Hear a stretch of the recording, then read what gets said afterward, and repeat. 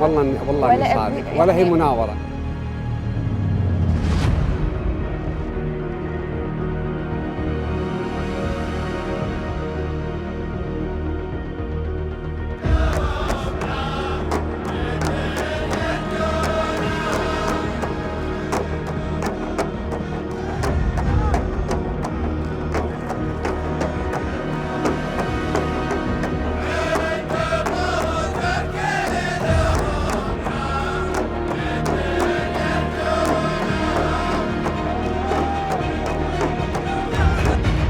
هو صعب. راح تاخذي شيء.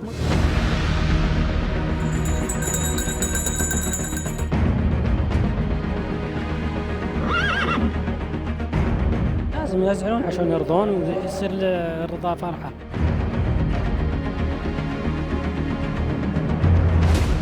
وإذا في خطأ ما راح أقول لك عنه. إيه طبعا بدك تحطي خط رجع لك. 17 اسما تمثل العديد من الاسطبلات تسعى لتحقيق مجد جديد لها.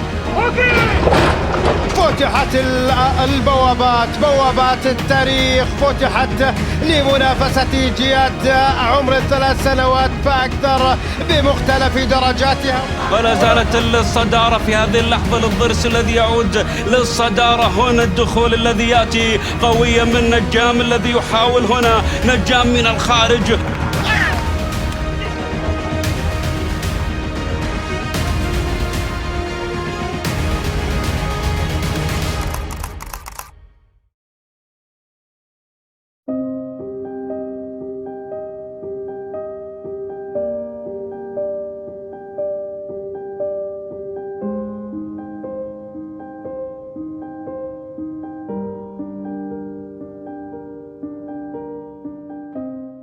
عمرك فكرت متى مسموح لك تخطأ؟ والله ما شفت أنا خطأ صراحة. يمكن أنت تشوفين أكثر مني، أنا ما شفت. متى مسموح لك تفكر؟ لا أنا مفكر ومضبط أموري ومتكتك الأمور. ومتى مسموح لك تاخذ وقتك في التخطيط قبل لا تنفذ؟ لا شوف انت تبيني اختصر عليك. عمرك فكرت كبريائك في غير محله وين بيوصلك؟ وش تبغين أقول لك الله يطول عمرك؟ إصرارك على راي أثبت عدم صحته شلون بيوقفك؟ ايوه طبعا لانه هذا بيقطع قلبك. عمرك فكرت في كل شيء قبل لا تفكر في شنو اللي أنت تبغيه وقبل لا تفكر في نفسك؟ والله يا طويل العمر، والله يا هدى، والله إني ما أخبي عنك شيء. متى مسموح لك تخطأ؟ كل هذا أنا لا مو أنت. متى مسموح لك تفكر؟ بعدين أعلمك الحال. كل شيء له وقت وينتهي. لا أنا دائما واضحة. وتذكر ما حد بينتظرك. هذا انتقاد للجميع. إذا تقدمك تقيسه بخطوة غيرك يقيسه ب10. يا هدى نسأل الله تقريبا. وإذا خطأك بتعوضه بصح مرة غيرك بيعوضه ب1,000,000 مرة. ليش؟ ما حد بينتظر.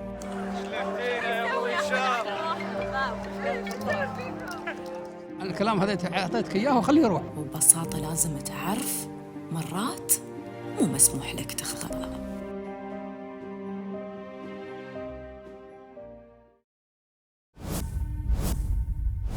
جنوني، خلني اقول اللي في خاطري ارجوك، يعني ما اقدر ما اقول اللي في خاطري. حاول ايضا ان يفعل شيء في هذا الشوط. يتقدم للمركز الثاني. لاحظ من بعض الاعلاميين حرام عليك، انت مخلوق من شنو؟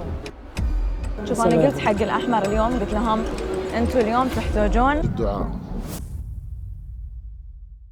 من قده اللي يشارك في كاس ولي العهد. اكيد من قده، بس من قده اللي يكسب كاس ولي العهد، من قده اللي يكسب كاس ولي العهد. اللي بيكسب في هالكاس معناته اشتغل صح، خطط صح، اختار صح. من قده أكيد من قده، بس اللي بيخسر اليوم لازم يفتح ملفاته كلها ويراجع كل خطوة لأي كاس جاي.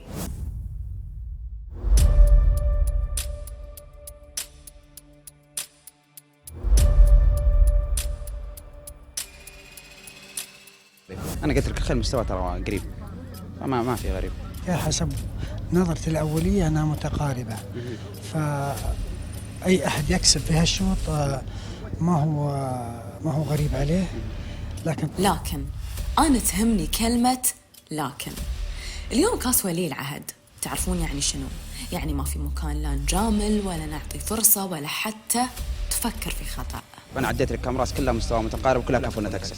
بس خلونا نرجع لكن.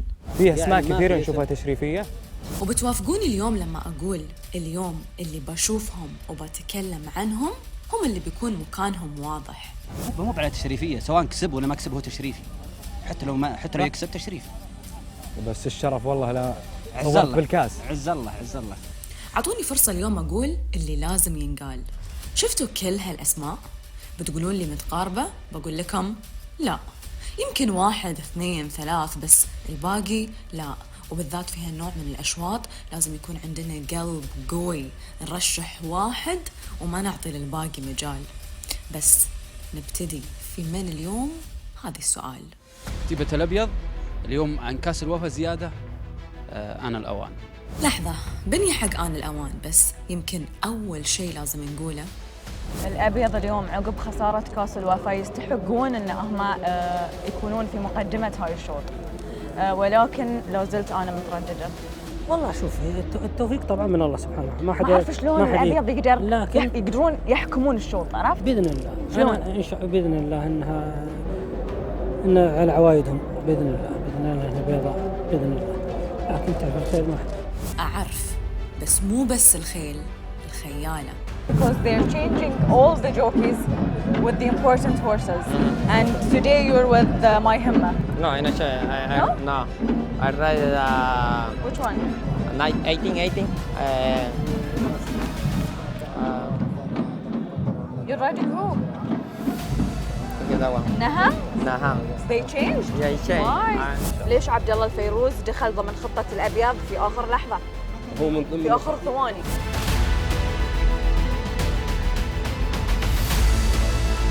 هو من ضمن الخطة، لكن ما كان عبد الله الفيروز من ضمن الخطة. على أساس أنه مرتبط في الصبل الثاني. كنا متوقعين انه راح يركب هناك، والظاهر ما ركب، ما شفناه راكب في البرنامج. فالحمد لله، عسى الله يوفقه. ما اقتنعت باجوبتك، بس عقب السباق بتقول لي صدق. اذا ما تبي تقولها الحين وبعدين. تعرفون ليش قلت لطلال كذي؟ I think as you said yesterday. فاذا كان في نية للتغيير من قبل السباق معناته في شيء صار، وعبد الله الفيروز صار مع ما يهمه. كان عندهم حصان اسطبل هيف، و يعني صار الظاهر فيه يعني ترتيب، والحمد لله انه طلع فاضي في السبق. والنهم مع ايدي من بعد ما كان مع يوسف الحصين. يوسف ابن الاسطبل، وعبد الله ركب الحصان قبل، فيعني اعطاه الميزه والافضليه انه راكب الحصان قبل. فنعمل بالاسباب. اوكي، بس ترى الميزه اللي عطت عبد الله فرصه انه يكون مع ما يهمه، ما عطت فرصه ليوسف انه يكون مع النهم، وهو اللي كان راكبه مو ايدي. اتوقع بدأنا مخطط صح اليوم. حظوظ يم الابيض شوي يعني. زميل اكثر. والله ابو علي دايم جاهز، عسى الله يوفقه. والله يطرح بركه، واللي بيفوز يستاهل.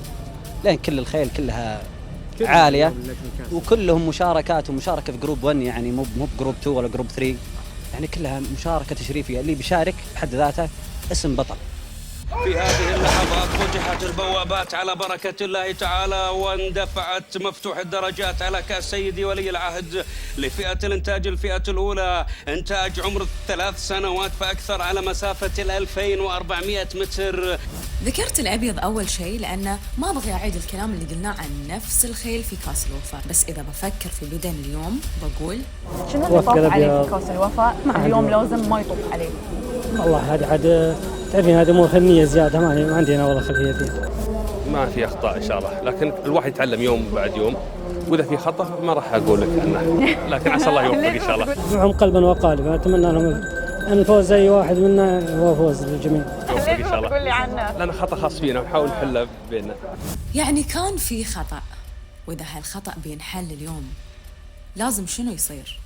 كل خيلكم يحبون يكونون في المقدمة. انت عارفه الخيل المسافه شويه، لكن نسال الله التوفيق. انا المسافه يعني 2400 شويه طويله، لكن نسال الله التوفيق. شوف انا قبل لا اجي اليوم كنت حاطه انا الاوان حلو، قلت يعني ما شفناه، يمكن بدن مخطط له حق هاي الكاس تحديدا. خطير، ان لم تاخذ المسافه خطير الحصان هذا. اتوقع عن الاوان هذا حصان يعني من الخيل التف والكفو، بس اذا ما خانت المسافه. لا انساه. اوكي اوان والله ما ادري، يعني السباقات من الطائف. الحصان اذا غاب ما يغاب الا من يا ظرف ولا انها جايبه حقها الشوط. ما اتوقع، دائما المدرب حريص على انه يحضر خيله ويركضها وكذا، لكن احيانا تصير. حسيت الناس الصراحه واقفين في ظهر آن الاوان، خلوا عنا اليوم. لا بدنا مدرب كبير، واكيد من المدربين اللي بيعرف يجيب حصان على الدقه على قولتهم، لكن ان شاء الله نقول انا الاوان، وهي الغالب بتكون عند الابيض هي، لكن انا الاوان كمحبه للحصان هذا شخص، ولا عندك مثلا زي النهم او ما يهمه. صغير النهم وما يهمه ومولع. اتوقع مفهومه سرع الشوط الخيل الابيض. طبيعي عشان هم يخدمون مصلحه اسطبل واحد، فان شاء الله اتوقع انه يسوون تكتيك. مفهومه الاسبوع الماضي كسبان على نفس المسافه، بتسويها مره ثانيه؟ اتوقع ياخذ منها الشوط شوي. اكيد، وكان شوطها عادي. تحب هالمسافه، مسافتها كل شيء. وتقوم وبيس ما هو ما يقدمها، بيسها ضعيف. بس لكن ما تهون، لكن بيسها ضعيف، يقطع الخيل عنها، تروح عنها الخيل. وتقوم اليوم مفهومه؟ والله نبغى ندري، بنشوفها. والخطه ايش كانت؟ بدأت الآن الإثارة من البداية والتحفز الذي يأتي في هذه اللحظات. مشاهدينا متابعينا الكرام، أشاهد الآن ما يهم، يحاول كذلك المحاولات التي بتمشي لا يجيك غبار قدام، يعني معناته روح قدام، بس ما هو قادر. من هالحين اقول لك ما هو قادر. ليش؟ ما بسيح، فيها اسرع منها. واضح في اللي اسرع منها. تأتي في هذه اللحظات أيضا للغويفات بمحاولة التقدم من الداخل. الآن أشاهد المحاولة للرقم 1 على ما يبدو في هذه اللحظات، الضرس الذي يحاول أيضا أن يتقدم مع عدم تقديم السرعة في هذه اللحظة، وعدم أيضا المجازفة منذ البداية. هنا الضرس يحاول مع البداية. الضرس حصان ممتاز، ولكن مو بذاك النتائج المرضيه، او 11 وسادس. فعلا اول شيء هذا حدث فروسي، ولا بد يعني اذا الواحد عنده لو الشيء البسيط انه يقدر يشارك في هذا الشوط، ما يمنع بالمنطق وبالحكمه. يعني مو بحصان 1400 متر وديته 2004 أو 1006 بس وديت 2004، لا، حصان ما عنده مشكلة في المسافات البعيدة. في الطايف هذا الموسم جاي ثاني ثالث في الطايف، ومع خيل زين مع على نفس المسافة. هذه ما هي منافسات ليدر، يعني ما هي منافسات خيل تكون في المقدمة، تتعب كثير. أي أحد يمشي في المقدمة يتعب كثير. والله ممكن كلامهم منطقي، وبنفس الوقت ممكن ما تخسر الكاس على حسب الشوط. دائما أنا عندي قناعة حتى على مستوى الكورة، الاشواط القويه واشواط الكؤوس لها نكهه مختلفه ولها طابع مختلف، فطبيعي جدا ان يكون فيه لخبطه في الاوراق. والدليل اخر كاس اللي كسبه هولان. بالضبط. والحين يا الوقت اللي نسمع فيه من أحمد. ما حتاخذي شيء. مستحيل. خلاص مستحيل اقبل. الله يخليك. لا ما اقدر احمد. اليوم يعني اليوم يوم مهم. اليوم اهم يوم نسمعك فيه. انا شو بدي اقول لك؟ انت عارفه اصلا ما حقول لك شيء. شو بدي اقول لك؟ تقدر تقول لي وايد اشياء اليوم. لا ما اقدر اقول لك. إذا أحمد ما يقدر يقول، من اللي يقدر عيل؟ نجام وهولان. اتوقع يعني انه نجام. الابتسامه ذي فيها ان نسبوه. طيب هولان ما تقول فارق عنهم اليوم؟ والله بحكم انه ركض بكاس الوفاء والله سجل هولان انتصار. بطل. لا مو هولان اليوم مو يوم هولان. انا اقول يوم النجام يمكن. لا نجام ما اتوقع. لا انا بزعمين هولان ليش مو نجام؟ والله انا هذه وجهه نظري. انا إيه والله ما شفت شغلها بس ابي اعرف ليش. لا خلاص ابيك تجاوبني على ليش. هولان صار من خيل الذهب. خيل الذهب لها رونق خاص ما شاء الله ولا حول ولا قوه الا بالله. بس تعرف اليوم المسافه تختلف. بس ما بتركض 2400 صح. ما اركض 2400. هذه النقطه اللي بتخلينا نشوف ولا يعني والخيل ترى الخيل حول بعض كلها حول بعض. يعني اللي بيفرق اليوم شنو؟ اللي بيفرق إنه اليوم ما بقول نفس آخر مرة هولان، اليوم أقول أنا نجام. وبخلي أحمد الحين بس ما بتركه بعد السباق سواء خسر أو فاز. نجام ركض بالطائف 2000 ممتاز. وإذا المسافة هي اللي هالكثر مأزمتنا نشوف لي الحين إيش صار.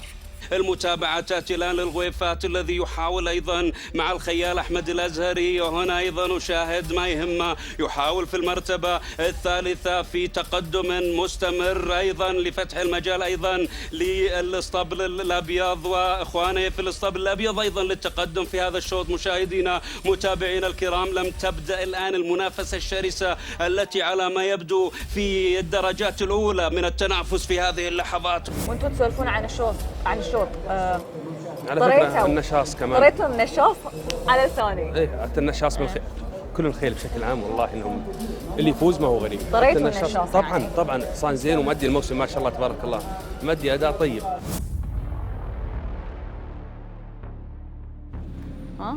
الحال من بعضه والله. المالك شوف المالك. لا أبيك أنت أول عقب المالك. ليش لا؟ والله متوتر. كل من متوتر اليوم. هي الشوط يستحق ان الواحد يتوتر عشانه اكيد، بس اذا كنت مفكر صح في الشوط مفروض يكون كل شيء واضح قدامك. كل شيء واضح قدامك ولا لا؟ شنو؟ كل شيء واضح. شنو اللي واضح؟ هو بطل كاس وعهد قبل نسخة الطب. ان شاء الله بعد التوفيق الفوز ان شاء الله. شوف النشاص لو بنفكر فيه، لو بنقول اسمه بنقوله مو عشان النشاص اليوم ولا علشانك اليوم، يمكن نقوله علشان راموس. صح كلامي ولا غلطانة؟ كلهم. عشان النشاص وعشانك وعشان المالك وعشان راموس. علشان هالأربعة. صار مو بكويس ما راح يجيب الخيال. إذا صار مو بيومه. ما ادري، انا احس اليوم اللي بيحط عينه على النشاص بيحط عينه عليه لراموس، لانه يعني تعرف اوكي بطل هاي الكاس. فشنو اللي خلاه يركب النشاص؟ I decided to ride Nacha because he's in the good condition. Really? راموس tell me the truth. راموس يعني خيال لا يعلى عليه. طبعا قد فاز على النشاص بكاس العهد قبل تقريبا سنتين وحقق كاس العهد. عسى الله يكتب لي فيه الخير. أكبر من في هاي الشوط وهو يعني ويمكن مو خلص وقته، تجاوز وقته النشاص. He's in good condition. When you have a good horse like him, they got the big car in good condition, he can do anything.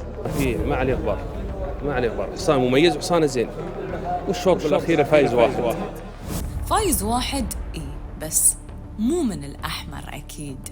ولا زالت الصدارة في هذه اللحظة لرقم هنا أيضا رقم 7 الغويفات الذي يحاول أن يتقدم. مشاهد أيضا ما يهم يحاول، وكذلك من الخارج يأتي النهم الذي يحاول. الآن الخطى بدأت تتسارع مشاهدينا متابعينا الكرام، والضرس الذي يحاول من الداخل. هنا التقدم يأتي للغويفات في محاولة التقدم بشعار سمو الأمير فيصل بن خالد بن عبد العزيز مع أحمد الأزهري.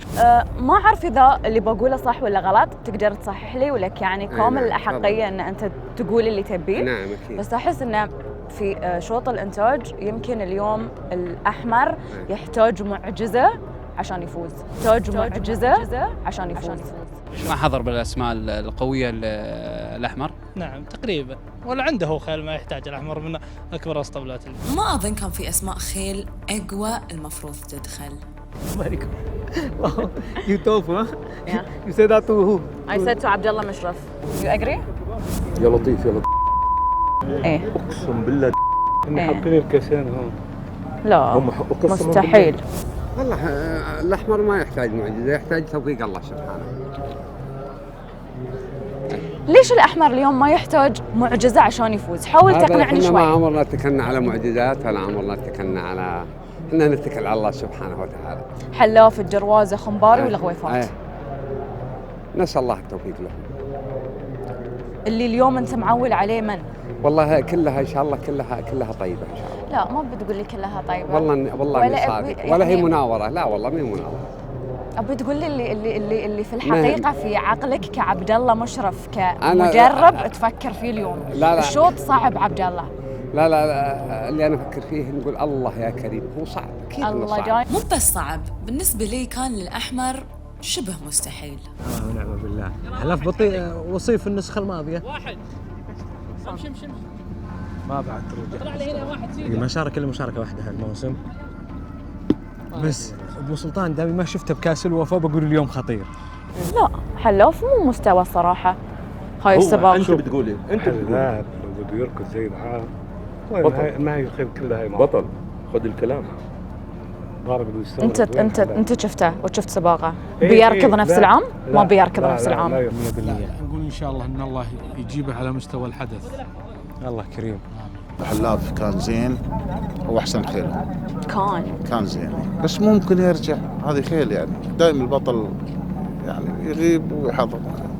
اذا عاد على امل ان الحصان يرجع يقدم مستوى. خنباري ما شفناه في خنباري حصان زين بس اتوقع انه افضل له المسافه دي، يرتاح. اتوقع انه من الخيل اللي ترتاح ورا افضل له يعني بعد لا. اي تو يعني وضع الاحمر صعب اليوم. بس تبغون بعد نعطيهم فرصه معه. بالنسبه للدروازه فرس هي في المنافسه دائما، بس الاسطبل الاحمر يطمح في المركز الاول، فالدروازه السباق اللي راح ما كانت يعني في المركز الاول، اعتقد ثالث او رابع. ان شاء الله المشاركه الثانيه ان شاء الله تتجول يا رب. ما عاد ور يمكن عبد الله انه هو يعني ما تكلم. ممكن ترى ما شاء الله يعني الامير فيصل يعني لا ما ينلومون الصراحه على هاي الوضع في هاي الكؤوس. من الخارج هنا المتابعة التي تأتي من ما يهم في هذه اللحظة. هنا بدأ التقدم، الآن النجام الذي يحاول أن يتقدم، النهم الذي يحاول أيضا أن يفعل شيء في هذا الشوط، ولا زالت الصدارة في هذه اللحظة للضرس الذي يعود. ليش ما ذكرت الضرس؟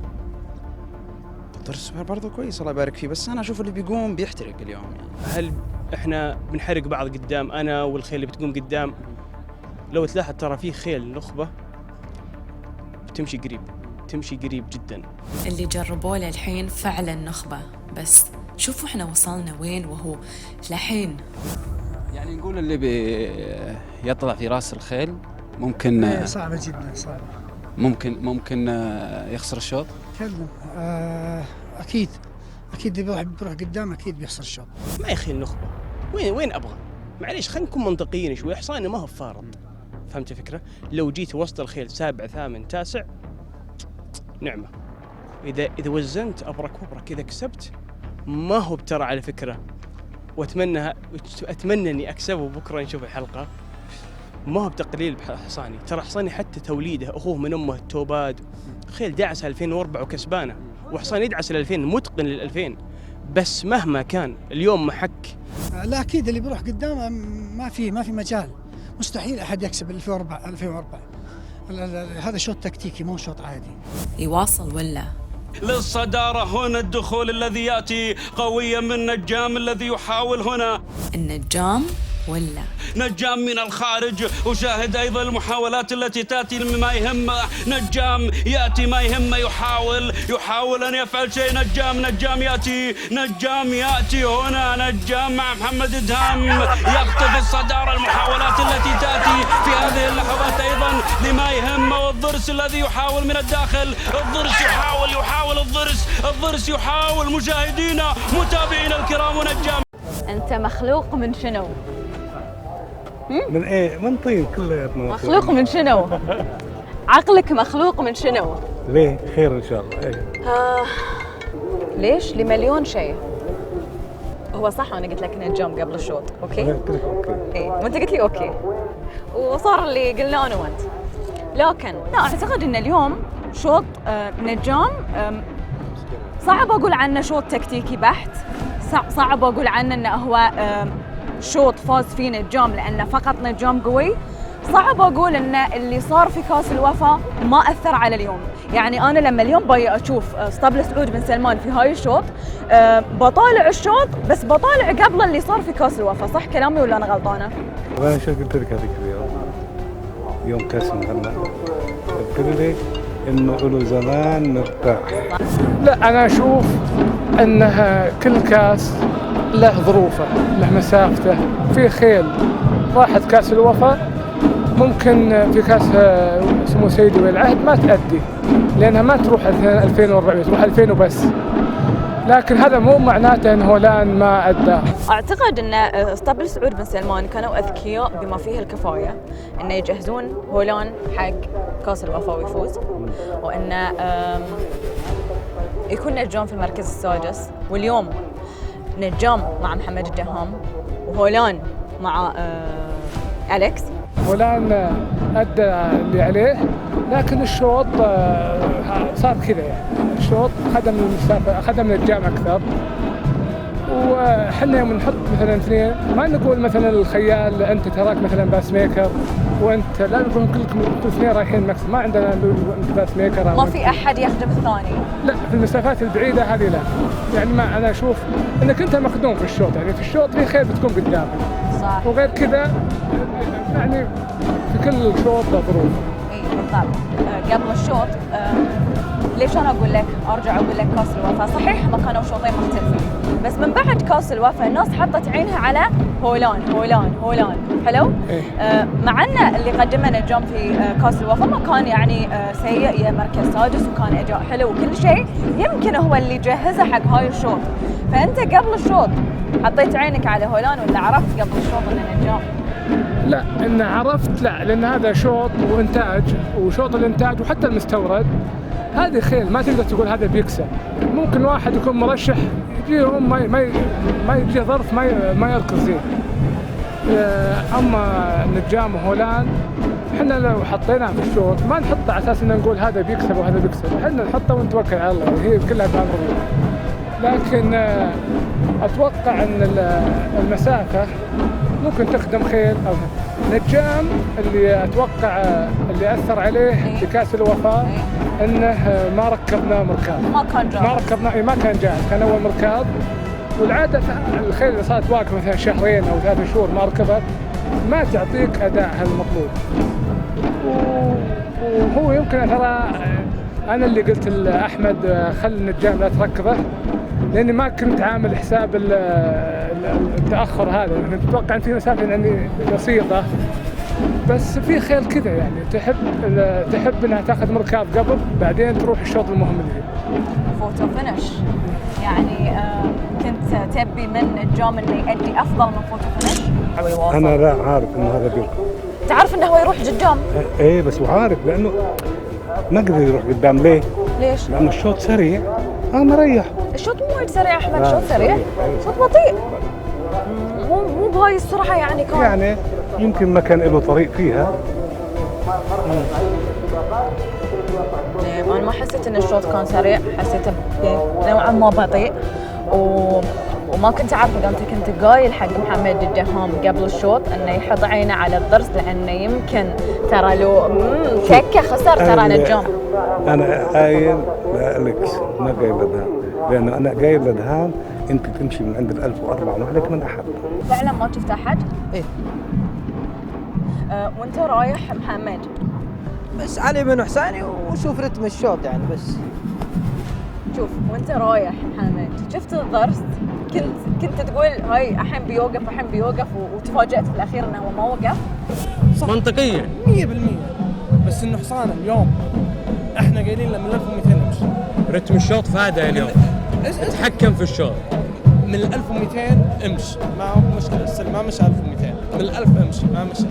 طيب من 800 امشي، كان قايم على رؤوس الخيل. حصان ما بدون كرباج، حصان لو تلاحظ ترى اغلب الناس يقول ليش الخيل ما اعطيك كرباج؟ الحصان تعطيك كرباج يوقف. تعرف حصان البيس، حصان البيس اللي مو دعسه واحده. ايوه، فانت تتعب الخيل، كل ما مشيت كل ما قطعت الخيل اللي وراك. تبي تلحق اكثر يعني، علشان نكون منصفين. الحبيب ابدع، اخذ 10 من 10 باول 800 متر، احرق الخيل اللي وراه، موت الشوط، الخيل اللي وراه احترق. بعدها المفروض انه يبدا يهول حصانه على اساس بس ممكن ما يقضي حصانه باخر الامتار. ما يقضي. هذا طبيعه الحصان. طبيعه الحصان، بس ممكن تجي خيل اقوى منه. حسان ما شاء الله ما قصر، وخياله ما قصر، ومدربه عده زينه يعني. حساني انا ما وقف يعني، حساني يقدر يروح ابعد منه، لكن حسان هدى بعد ما تعدى، اول ما تعدى الخيل وسمع صوت الجمهور هدى يعني، عشان كذا يعني قرب لي. ولا حساني اليوم انا اتكلم يقدر يروح ابعد. تمنيت انه ما يكون فوتو فينش ولا لا؟ ايوه طبعا، لانه هذا بيقطع قلبك. والله انا يهمني النهايه، ما يهمني اهم شيء ان الشعار يفوز، فوتو فينش ولا مسافات ما يهمني، اهم شيء ان الشعار يكسب. واجهتوا خيل الابيض تقريبا كنتوا شايفينها وعارفين مستوياتها اصلا، تتوقع الابيض في خطا قاعد يصير معاهم يخليهم ما يوصلون حق الفينش؟ لا انا ما احب اتكلم عن الاسطبلات الاخرى، اتكلم عن اسطبلين بس هم كانوا منافسين لك في الشوط. شنو اللي بدن قاعد يسويه خطا؟ في شيء بدن سواه خطا في كاس الوفا، وفي شيء بدن سواه خطا في ذي الشوط. والله شوف انا ما فيه، صدقني فيه، وانت تعرف انه فيه. لا ما فيه. بلا صدقني فيه. مفهومه كانت تجيد البعيد. صح، مركاضها الاسبوع اللي طاف، بس راكضه الاسبوع اللي طاف، فرس و2004 يعني. لا شوف تبيني اختصر عليك. الاداره اليوم ما تبي مفهوم انها تقوم، على انها مدبله ما شاء الله عند المدرب سعود برزيق الاسبوع الماضي اعتقد حل الثالث وجايه دخول قوي. انا اعطيتك اياها من الاخر. اليوم مفهومه ما يبغون انها اصلا تقوم فيها الشوط. والله طول العمر كل الناس يعني متوقعين يعني الفرس هذه زينه، لكنها راكضه الاسبوع اللي راح. اي فعشان كذا قلنا اليوم تركض، فاضطروا يعني مجبرا اخاك لا بطل يعني، مضطرين انهم يركضونها، واكيد انهم ما هم لا صدقني يعني شوف مو مضطرين يعني انهم يدخلونها، كانوا ما يبغون يدخلونها، بس يوم سوت الاداء الاسبوع اللي طاف اجبروا انهم يدخلونها. هل لو مفهومه قامت بيكون سيناريو غير، ولا عشانها ما قامت قدرت توصل ثالث؟ بس بعد احس غلط نتكلم عن مفهومه والباقي موجودين. الخيل حالتها زينه كلها، ما عليها كلام ابدا، الخيل ما عليها كلام ابدا، حالتها زينه مره، مصلحتها زينه. يمكن الخيل هاي ما توصل 2004 بس، لانه هي ركضه الخيل هاي هلا لو قيد الشريط راكده 2000 متر صح، ما توصل ل 2004. خيل الابيض يعني كلها؟ هي ما وصلت، ما فيها شيء انه ما وصلت. هاي هولان ركض 2000 كويس، 2004 قال لي أليكس انه يا نجام. اوكي انا نجام عارف نجام بيركض، قال لي أليكس هولان بعيده عليه فعلا بعيده. يعني انت باعتقادك ان الابيض لو راحوا يمين، لو راحوا يسار، راحوا فوق، نزلوا تحت، خيلهم ما تسوي المسافه؟ مو تكتيك في الشوط؟ مو تكتيك شوط؟ ما هن متكتكين الشوط، كيف ما متكتكين؟ حصان مشوا. في خطأ في التكتيك، اذا يعني هم خيارين، يا خطأ في التكتيك يا خلاص نقبل ان كل الاسماء اللي كانت موجوده عند الابيض ما تسوي هاي المسافه. ممكن ايوه هذه هي، لانه ما في شيء، حالة الخيل كويسه، صحتها منيحه وفرمتها كويسه مره، يعني عليها غبار ابدا الخيل، انه هذه التوك اللي فيها انه ما توصل مسافه بس. انتوا شوفوا ما يهمه شلون حاول يقاتل، بس لما دخل بين نجام والضرس خلاص وقف. المنافسين واقوياء، والاحمر اقوياء. الاحمر نقول او نسكت او نعدي الموضوع كانه ما صار. حلاف انا قلت لك باللقاء، قلت لك حصان عنده مشاكل دعسات مي بزينه، يعني لو جاء الحصان في نص الخيل تقول والله مو كل حصان فيه كذا، الحصان جاي الاخير. الحصان عندهم بس قلنا هذه مناسبه كبيره. مناسبه كبيره يعني كان المفروض ما ننصدم بالمستوى الحين.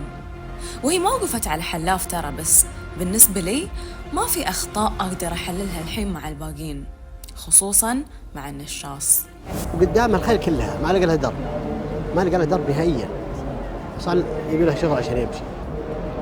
يعني شوف هو سالفه ما لقى له درب يعني رامز اتوقع من الخيال اللي كان قدامه يقدر يتصرف. ما يقول انا بتصرف، يقول يوم شفت الشوط بطيء بمشي. انزين بس ما قدرت. ولا هو شغل مخه بيمشي، بس يقول ما لقيت درب. وانا بس كنت ابغي اسمع. ابي قراءتك كسبون امير سعود بن سلمان. انا قراءتي للشوط انها انا اشوف، انا عندي وجهه نظر انها اغلب محللين الفروسيه هذا كلهم، ترى انا هذا انتقاد للجميع، جميع المحللين، جميع محللين الفروسيه الاغلب، ما اقول الجميع اقول الاغلب، اذا شافوا حصان كسب في شوط عادي يحكموا عليه في الشوط اللي بعده انه بيكسبه، وهذا خطا. يعني صار سمعنا جوهر الناريس كسب شوط، ركض مركض خسر. انا اللي بوصله انه كل شوط له ظروفه، ممكن حصان اليوم يؤدي اداء خيالي والشوط الثاني ما يؤدي اداء نهائيا. تحسن. نقدر نقول ثلاثي مرعب بين هولان ونجام. خيل نادرة. احمد عبد الواحد. احمد عبد الواحد نادر. صحيح، صاحب السمو الملكي الامير سعود بن سلمان. ثلاثي الصراحه ما اعتقد بيتكرر. ما شاء الله تبارك الرحمن مع المشرف الاداري الراجل السبيعي. ثلاثي صعب. اتمنى اشوفه يتكرر قدامي مع نصري، بس ما اظن انه بيتكرر. جدا صعبه هاي المعادله جدا.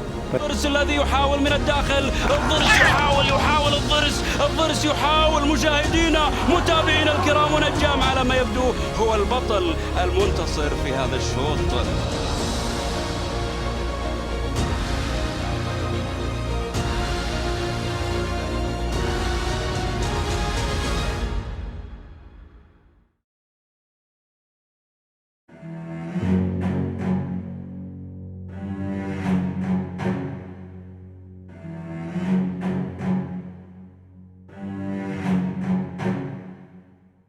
شوط محسوم قبل لا نبتدي فيه.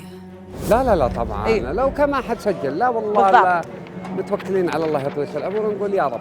ما في مجال للخطأ اليوم. اي خطا بالسباق يروح كله. بس هالشوط بيكون فيه قوه في هالشوط. المستورد اتوقع اقوى من الانتاج. ليش؟ النوعيه افضل. النوعية أفضل ومحدودة أكثر، وأكيد إنه المناسبة يعني تعرف غالية على قلوبنا كلنا. كل اسطبل يحط أحسن ما عنده في الشوط هذا، بغض النظر عن المسافة، اللي بغيت نكون واقعيين يعني دور أقرب حصان يدعس نفس المسافة بس عشان تشارك في المناسبة هذه. بس في مجال للمفاجآت مثل شوط الإنتاج. الأول والثاني ما في مفاجآت، لكن من الثالث والرابع كانت متوقعات الخيل الدفع. ما في أي غريب في الشوط هذا، خصوصا في ظل وجود أسماء جديدة. بس تدرون شنو اللي متأكدة منه في هالشوط؟ وفي وايد خيل اليوم اللي بنشوفها تسوي انها هي فقط تركض، ما بنشوفها تشارك في خطط، يمكن ما بنشوفها تأدي، صح ولا لا؟ يعني تشوف ترى انت العدد كبير، بس اللي احنا نقدر نتكلم عنهم عددهم جدا قليل. بس قبل لا نتكلم في الخيل، شوي ممكن رتم الشوط بيغير شيء، ولو توقعنا بيفرق شيء أو والله طول العمر شفت الانتاج توقعناه سريع وطلع شوط بطيء. وما تدري والله، ما التوقعات هذه صعبة. والأكيد أنه ما حد يعطي أحد فرصة يعني. الراية البيضاء مشاهدينا الكرام، لحظات قليلة فتحت البوابات، بوابات التاريخ فتحت لمنافسة جياد عمر 3 سنوات فأكثر بمختلف درجاتها، متنافسة على كأس سيدي ولي العهد لمسافة 2400 متر. الاندفاع تبدأ مع الاسطبل الأحمر بير شمون في المركز الأول الآن. الأحمر وقايم في الشوط، بس إذا في شوط الإنتاج محتاجين معجزة في هالشوط. ما يحتاج الدعاء ولا في أي أمل. الأحمر في عندهم فرصة واحدة، أعتقد كاربلانكو. شو والله شاد سألتني قلت لك إنه مسوي العملية. إيه خلاص من اليوم ندري بإذن الله إذا هو بيقدر يدعس المسافة. هو يقدر على البعيد ولا لا؟ نعم. انساه شوي. بيرشمون انساه شوي. لا بيرشمون هو الورقة الرابحة اليوم، إذا طق وراح مرتاح ممكن يفجر مفاجأة. معقولة؟ ليش تقول كذي؟ أقول 99% يعني إذا في مفاجأة ممكن يفجر. ليش تقول كذي؟ عطني أسباب. حصان كويس هذا، إذا أخذ راحته في الطلعة أتوقع إنه يعني طاق سترد ومشتغل وجاهز للسباقة، أتوقع 90%. الحصان هذا إذا طلع قدامه وأخذ راحته أتوقع ممكن يعني إذا في مفاجأة حدث ممكن من الحصان هذا. معقولة بيقدر ياخذ راحته؟ والله شوفي ممكن ياخذ راحته، ممكن ياخذ راحته. أحس صعب ياخذ راحته الصراحة. أنا عندي حصان واحد سريع أتوقع يقدر يطلع وياه، يعني حصان يحب ستايل قدام اللي هو كنتانجو. يعني واضح ان بيرشمون وكنتانجو صراع بيمشون. يتابع في المركز الثاني كونتانجو، بس اتوقع ان يعني حظوظ الاسطبل سعود بن سلمان، وفيه حصانين حق واحد حق الشاطري. من؟ حصان جديد قدم مستوى بال2000، اذا يروح 2004 يفرق معها ال 400 متر. تفرق اكيد. ما شفت الديربي العام، المهر اخر شيء فرقت وياه امتار مو بعد 400. الخيال اللي هو راموس ليش فضل Don't ask me again على Man of the Night. أول شيء كلمته قبل أسبوع قال راكب عند اسطبل ثاني، وكلمت فهد واتصل علي بعدها وقلت لا والله أنا ركبت فهد خلاص. الخيال ما أحس بيفرق معاه، وممكن نقول يدخل المنافسة أو صعبة إذا في والله في خيل جديد. أقول لك في حصان حق الغريبان جديد، في حصان حق الطريف جديد. أول مركاض ما حد يقدر يقيس يعني يكسب ما يكسب، بس حصان مستوى برا عالي. نقول شيئين، يا انه جهوز او انه حصان جاي ياخذ الشوط. لا ما هو بشرط، توه هو من جاء السعوديه ما كمل شهرين حصان، ما اسعف على الوقت لكن مجبور اني اركض الشوط. ليش شوط غالي علينا لازم نركض فيه، عندنا حصان يركض فيه اكيد اني بركض فيه. يعني مشاركه تشريفيه ولا والله نتمنى. هو حصان ان شاء الله مؤشراته زينه، لكن الوقت ما اسعفنا ان احنا نركضه قبل، يعني اول مركاض عندنا ما ندري وش وضعه. بس بالشغل قلباته تمارين، بالشغل قلباته كلها زينه ان شاء الله، كلها مبشر بخير. يبشر بخير انه يدعس بعيد كسبان على المسافه ذي. اي كسبان هو بعيد. في حصان عند المنديل مركاض اول مركاض جاء ثالث، حصان طيب. هذه مسافه غير، وان شاء الله باذن واحد الاحد يسويها اليوم. نقول ان شاء الله يا رب باذن الله. فيما المركز الثالث أتابع كروزيت باتون في ظهوره الجديد على الميدان السعودي، وهو القادم من الميادين الأوروبية. يتقدم الآن للمركز الثاني. منافسة كبيرة، تكتيكات كبيرة تتبع من مختلف الاسطبلات، بلا شك تعليمات حاسمة وتعليمات كبيرة. سباق للخيالة وسباق للخيل المميزة، نخبة الخيل تتنافس على شرف الحصول على كأس سيدي ولي العهد في منافسة كبيرة. متابعينا الكرام، يعني الخيل كلها متقاربة، يعني الصف الثاني كلها متقاربة، يعني أي خلل بالمرشحات يبرزون كلهم. خيل فواز هل الخيل خبرة في هاي المسافة؟ والله ما حظوظي ضعيفة جدا، أنا صريح واضح حظوظي جدا. ليش اخترت تدخل الخمسة في هاي الشوط؟ والله شوفي يعني هذا وين ايام فواز في هاي الكؤوس؟ وين هي؟ متى ترجع؟ والله ان شاء الله، قول ان شاء الله، احنا نطمح يعني، بس يعني حظوظنا انا يمكن قلت لك قبل اسبوعين حظوظنا بكاس ولي العهد ضعيفه، يعني لو مو ضعيفه ما دخلت المجموعه هذه كلها. عيل مع هذه المجموعة بقول فواز خطير ولا؟ ما حد دخل الشوط هذا الا هو هاقي بحصانه يعني. اليوم انا غيري كله نهاقي. اليوم سفتشور تجربه حقيقيه مع ابطال. اي والله حصان زين وصامل من الطايف لهني اداء زين حصان. انا اقول ان سفتشور لو كسب ان شاء الله اليوم والتوفيق بيد الله لنا وللناس كلها، اتوقع ان الحصان راح يكون خلاص يعني الرقم صعب في المسافه هذه، لان يجي حصان يعني وهو اقرب الخيل يعني يقول انه ممكن يعني. يمكن سوفت شورت هذا خطير. سوفت شورت خطير. بس سوفت شور في اخر اللحظات الموسى ما عرف. ليش سحبته اليوم؟ ايه تشجع السماوي جاوبت. اكيد تشجعه. ايه بجاوب بقول يمكن جاه شد في الظهر. صحيح. ايش رايك موظف؟ صحيح. ايش جاء؟ والله مع اليوم الصباح لاحظنا في شوي دعساته مين مضبوطه. جبنا طبيب النادي وشاورنا قلنا كيف الوضع وش احسن. قال في امكانيه انه يركض بس ترى يمكن هذا اخر مركض. قلنا لا ما اجل ان شاء الله. بنشوفها بكاس الملك، بس قبلها نبي نعرف من بيغلب اليوم. نكمل الشوط أحسن. بير شمون يقودها للاسطبل الأحمر في ماكروسيت باتون. إيبان دانسيلي يتابع في المركز الثاني. كما ذكرنا القادم من الميادين الأوروبية كان يحمل شعار جودموند سابقا، فاز ب4 سباقات من 13 سباقا، فيما التقدم يأتي الآن من المسار الخارجي. أشاهد التقدم يأتي لدونت اسك مي اجين من جديد. دونت اسك مي اجين يتقدم للمركز الثاني في ماكروسيت باتون، يتراجع للثالث ولكن لا يستسلم، يتراجع للمركز الثالث ولكن لا يستسلم، فيما بير شمون يتقدم مع بداية 600 متر الأخيرة. ميكينج ميرلاكس يأتي. أحمد عبد الواحد على أعصابه.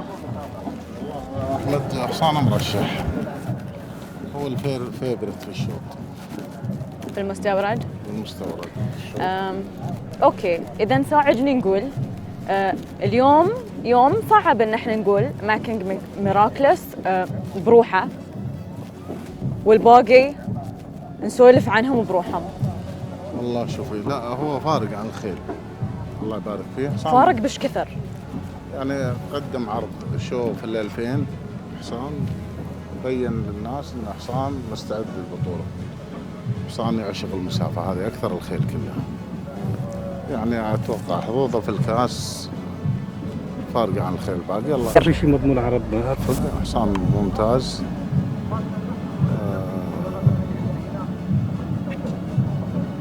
يعني فرق ما في يعني احد يضايقه اتوقع. صدق؟ بيني وبينك تصرحني ايه الكاس احمر مستحيل. اذا ما هو بكاس احمر اليوم المستورد ما عاد احتمال الخير. مستحيل. عندهم دريفو شنو اللي يخليك تقول دريفو؟ ايه انا عارف انهم واثقين منه بس انا اقول لك لا.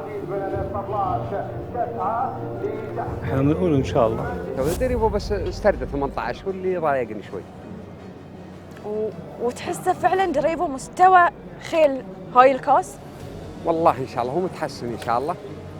هو متحسن ان شاء الله، نسال الله التوفيق. يمكن اول مره ادعس 2000 والله، ممكن شوي بعيد عليه. دعسها 2000 سوى سبق حلو، بس 2004 تجربه جديده ما ادري انا. فال2000 اعطاني سبق حلو، ممكن يروح 2004 ما ادري على حسب الشوط. ممكن تكون عائق. ممكن تكون عائق وممكن ان شاء الله تكون فائده له. من يحتاج معجزه اليوم عشان يفوز؟ من المسار الخارجي يصنع المعجزة الكبيرة ميكينج ميرلاكس.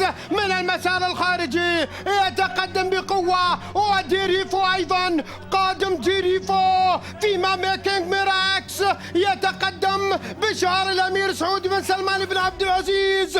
يتقدم، هل يجمع ما بين كاسي الإنتاج والمستورد الأمير سعود بن سلمان بن عبد العزيز وبالشعار الكبير يتقدم ميكينج ميرلاكس. يصنع المعجزة، يصنع الانتصار الكبير مع أليكسس مورينو.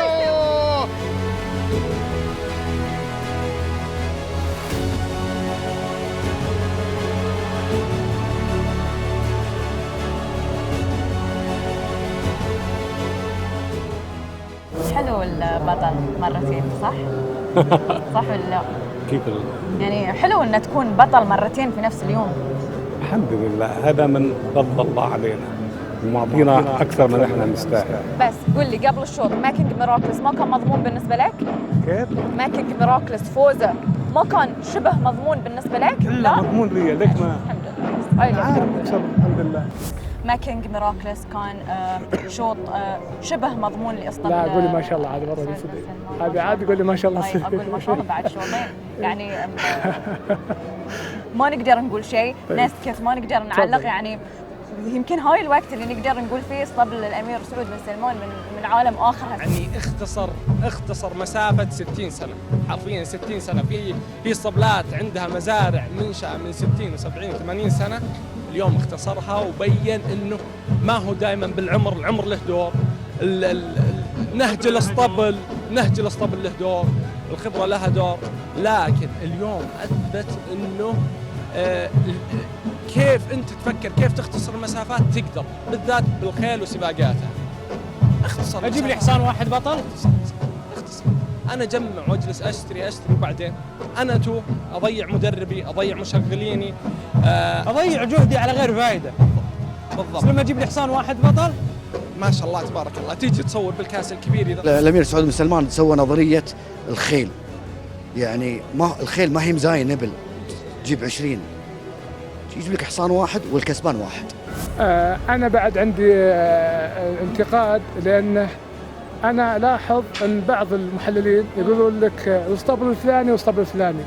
ما في شيء اسمه الاسطبل، كل الاسطبلات لها التقدير والاحترام، ما في شيء اسمه هذه الاسطبلات لها تاريخها، وكل اسطبل له تاريخ وتاريخه يحترم. بس حنا في اليوم، حنا في الوقت الحاضر الاسطبل الاحمر كبير، الاسطبل الابيض كبير، اسطبلات الجميع كبيره، ما نقدر نقلل من اسطبل. انا ضد التقليل من جميع الاسطبلات. انا لاحظ ان بعض الاعلاميين يجي يقول لك ان هذا أنا لا مو انت يجي يقول لك ان الاسطبل الفلاني والاسطبل الفلاني فقط. لا، ما في. إن في الحاضر على الاداء في الميدان. التاريخ محفوظ، بس إنه حق في الحاضر التاريخ محفوظ. اداء جنوني حق يعني الشوطين اليوم. ما شاء الله.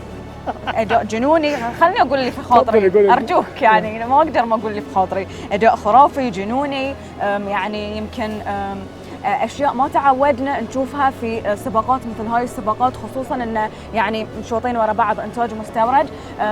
مو تقليلا من الاسطبلات الثانيه ابدا، انا مع انتقادك، ولكن يعني هذا شيء لابد انه هو يحسب حق الاسطبل. نكون غلطانين اذا ما حسبنا لكم. هنيك احمد عبد الواحد الصراحه على اليوم، يعني اعتقد ان انت اليوم خليت كل الناس تستانس بشوطين، ويعني قال لي الامير سعود بن سلمان كل اسطبل احنا نعمل حسابه، ان كل اسطبل ما عندنا اسطبل هذا كبير وهذا صغير، كلمه صغير دي ما هي عندنا. جميع الاسطبلات لها التقدير والاحترام، وجميع الاسطبلات احنا في الشوط سواء شوط نجام او شوط ماكينج نعمل حساب اي جواد. لو راكض معنا كذا مره، ولو انه فايز عليه كذا مره، برضه نعمل حساب. إنه ضد الاستنقاص وضد الاستنقاص من اي احد. كان مضمون لك شوط ماكينج ميراكلس؟ لا، ما كان مضمون. حرام عليك، كان لا شبه لا مضمون. لا انا بقول لك هو في كفه وين الخيل الثانيه في كفه. هاي مره قولي ما شاء الله صدق عاد. ما شاء الله. هذا عاد لا انا بقول لك اذا الواحد بيضمن الشوط اللي بيدخله، ما اجل هذه راحت المتعه.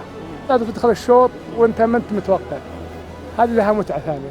صح، بس الصراحه يعني اليوم معك حق تقول لي اقول ما شاء الله مليون مره، لانه يمكن مو بس عيني، يعني اليوم عين الناس كلها ترى. صح؟ لا كل خير وبركه. ماكينج فعلا خطير، واثبت انه رقم صعب في هالمسافه، ورجع وحقق كاس ولي العهد للمره الثانيه على التوالي. وثنائيه سعود بن سلمان الليله خطيره، واليوم كل مبروك للي كسب. يستاهل. اي والله يستاهل.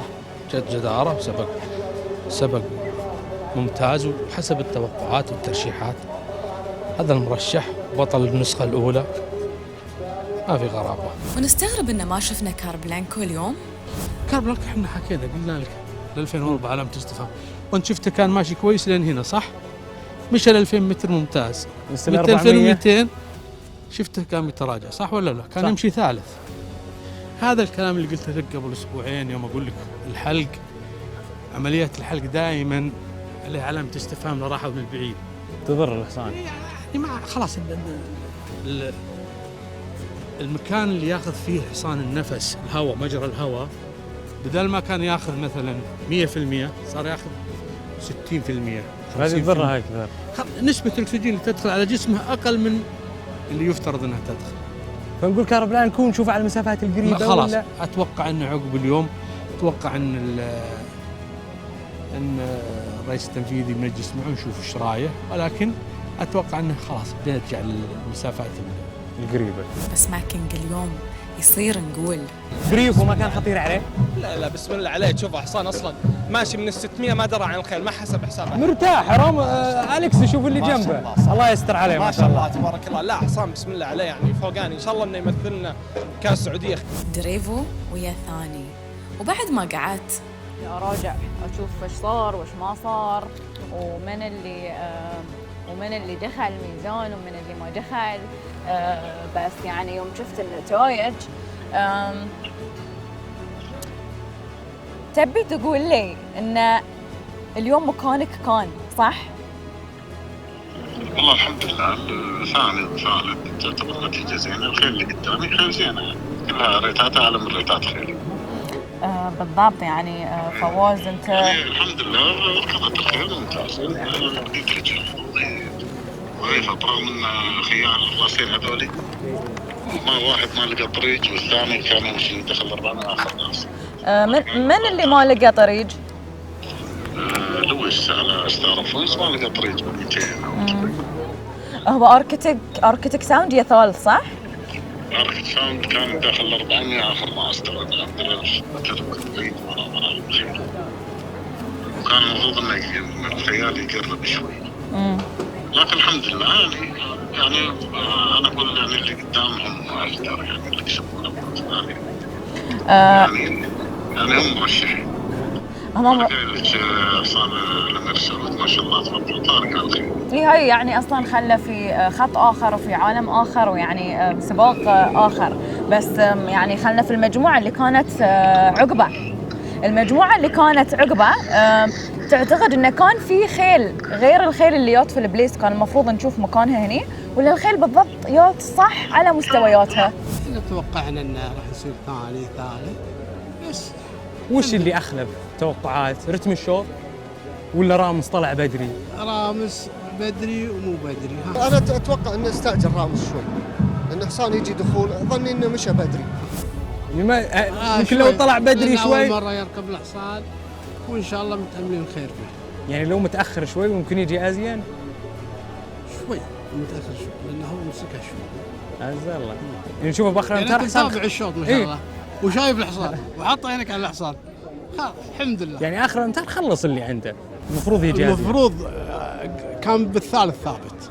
شفته بال100 بال200 كان الثالث كان ثالث بس ظروفه خلته خامس. مجريات شوط اثرت عليه. اكيد حيل. لا خير هذه زينه يعني افضل من الخيل اللي وراها.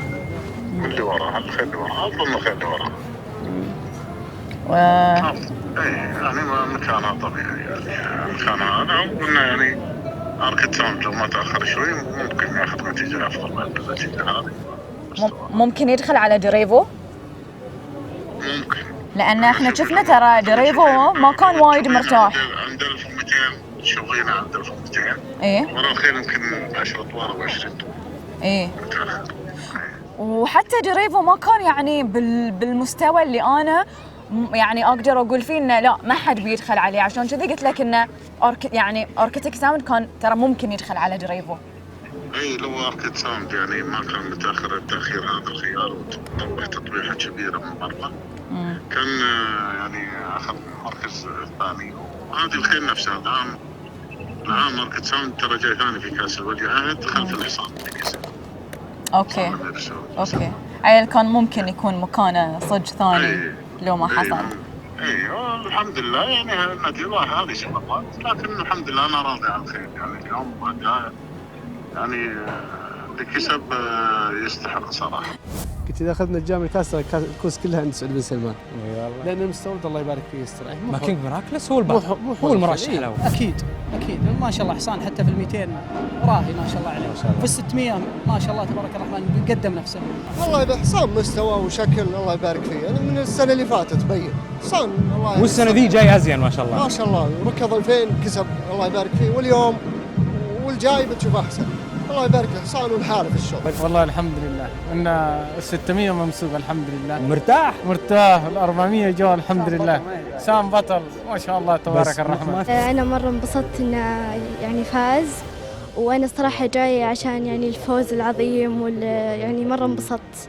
ما حد ينتظر، ببساطة مرات مو مسموح لك تخطأ.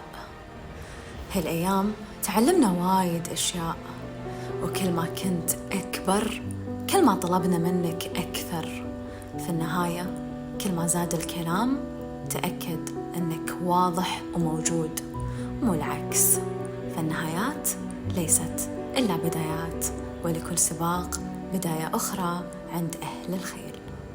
شعار ابو سلمان اظهر وبان عليك الامان، وكانه يقول اختر صعب يستحق الشقابه، ما له سهل في بحر الامجاد مرسى. الوقت ليل غير ان زمانه اوحى لنا ان الزمان نهار، واللي عدا يوقف العالم على شانه، واللي ركض يقلب الدنيا ويعدلها.